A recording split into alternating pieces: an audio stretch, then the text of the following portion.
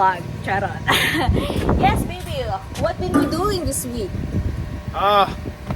Getting hot and sweaty, getting rained on. It's real hot here. It's like an oven here in Texas. Hey, so this video is a little bit different than normal. As you know, the videos that we've done in the past have been just real quick reviews of what we've done for the week or do a project. But this one I'm going to go a little bit more detail. And the reason why is I did a lot of research to figure out how to build one of these bay windows on the YouTube and other things, and there's just not a lot of information out there on building bay windows out of steel.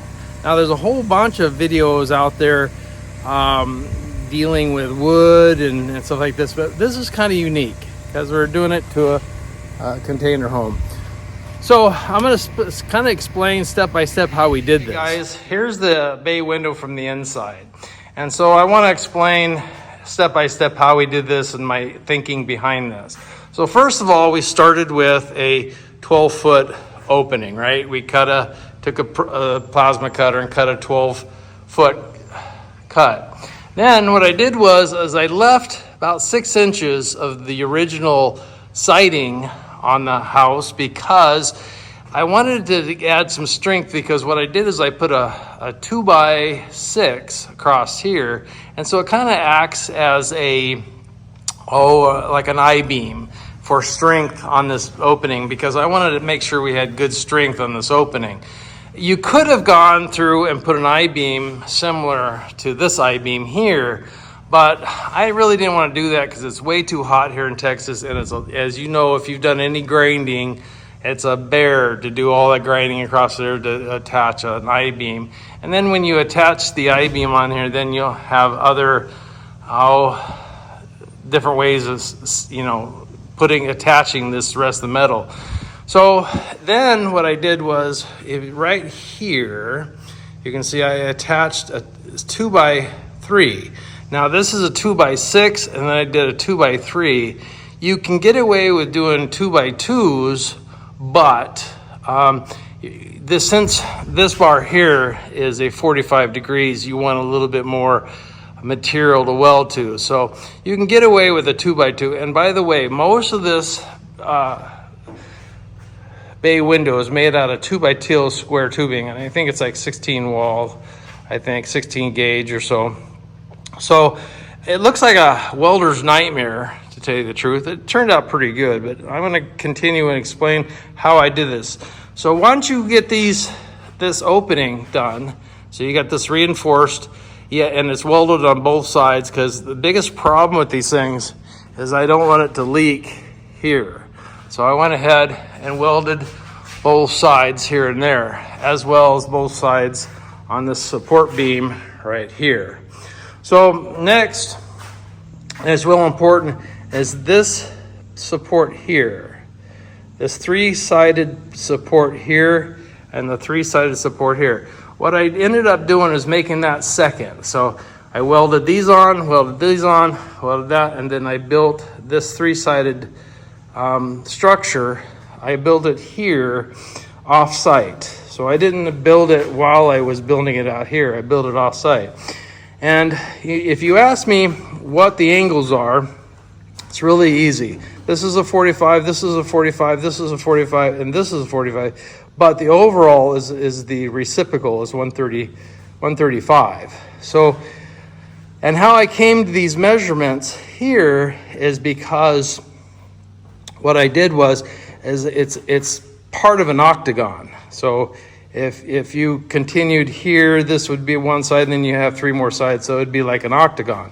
So I went on the internet and went to a calculator to figure out all these different measurements. So once I built this structure and this structure, I welded it all up here, and then I went ahead and attached it here. Okay. And then the second thing I did was I put this first beam right here, and that was really easy because it's the same measurement from here to here. So we welded those up, and we tacked everything first before we welded it. And then what we did was we added this support here, and then we added this support right here for this. So what we had was this bar here, this support, this structure, this support, and we did the same thing here. I put a support here and support here. Now, the question is, why did I put this bar, and why did I put this bar here and this bar? These bars here, the only purpose for this bar and this bar is so when you put your floor down, you have support for the boards. And these are probably not the boards. I'm probably going to put 3/4 inch plywood here. So next thing we added was this support here. And this is really not a structural support. This is just a support here because the distance between here and here is more than 36 inches. And these panels are 36 inches, so I needed an extra support here. So this is not a structure support, neither is this. This is not a structure support. This is just strictly support for the floorboards, and this is just strictly support for your ceiling, your roof. So the next thing we added was these angle irons. These angle irons here this is a 2 by 3 angle iron. We ran it all the way across here like this. And this is going to be to put your floor down. So you have a way to screw on the floorboard to some kind of support. Now the next thing we put on is, you'll notice the difference between this and this. You'll notice the difference between this one and this one. This is the support structure. This is the part that supports the actual structure. This we added secondary because we needed to put a window here, right? So we went ahead and because these were at angles and we needed a good, nice flat area for a piece of glass to sit right there, sit right there, sit right there. So then we added this support here and this support here only for the glass. It's only needed for the glass. And then you're probably wondering why did we put bar here and put a bar here and put a bar here? Well, it turns out this piece of glass is huge. And as you know, we're going with a 1 inch thick insulated glass. So it gets pretty heavy and it's hard to install them pieces of glass with one guy. So we decided, and plus the people that make the IGs, they can't make it this big. So we ended up measuring off 2 feet here, and we're going to put a window here, window here, window here, and then this way, this window, and this window will all be manageable. That way you'll be able to, put them in. One person can be able to put them in, and then the guys that are building the IG unit can actually fit their machines. Now, for last thing that we've done is these little 3/4 inch by 3/4 right here. Those are glass stops. So we're going to install the glass. Normally you install glass from the outside.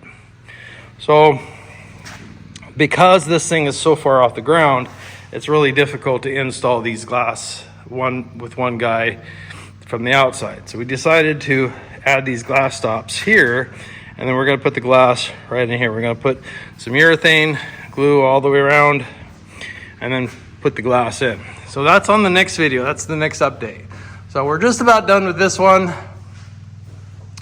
All we need to do is some welding here, structural welding. Got some structural welding here, structural welding here, some structural welding here, as well as I haven't decided what I'm going to do with these bars. The problem is when you get too busy doing all this welding, you tend to warp things, and so you got to be real careful from warping these things.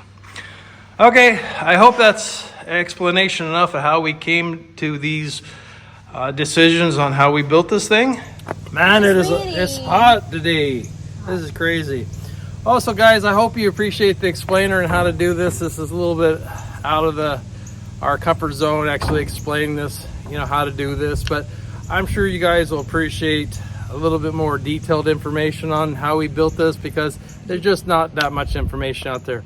Anyway, so we're gonna end this episode, but next episode is actually putting the glass in. So I'm so excited.